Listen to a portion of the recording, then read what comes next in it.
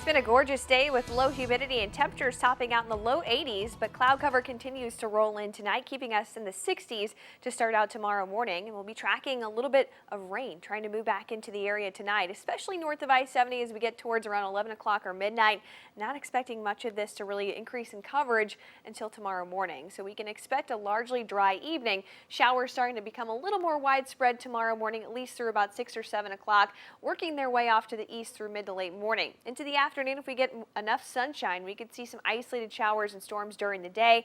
Overall, though, we are starting to clear things out by around 8 or 9 o'clock tomorrow night. As the clouds start to exit, we are left with a beautiful start to our weekend with highs getting into the low 80s with sunshine on Saturday, and then we top out in the upper 80s on Sunday, and it starts to get a little bit more humid too.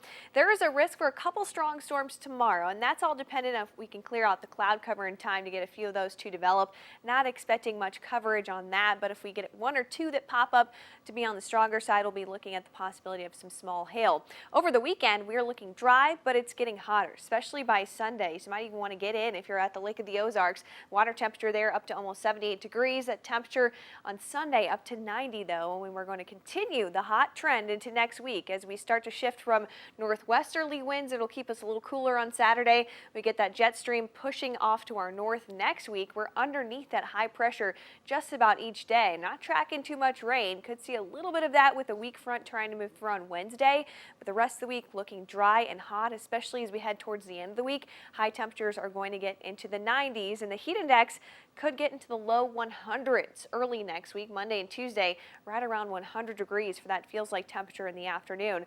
We're looking dry through much of the week. The only chance of rain that we're looking at on the horizon could be on Wednesday.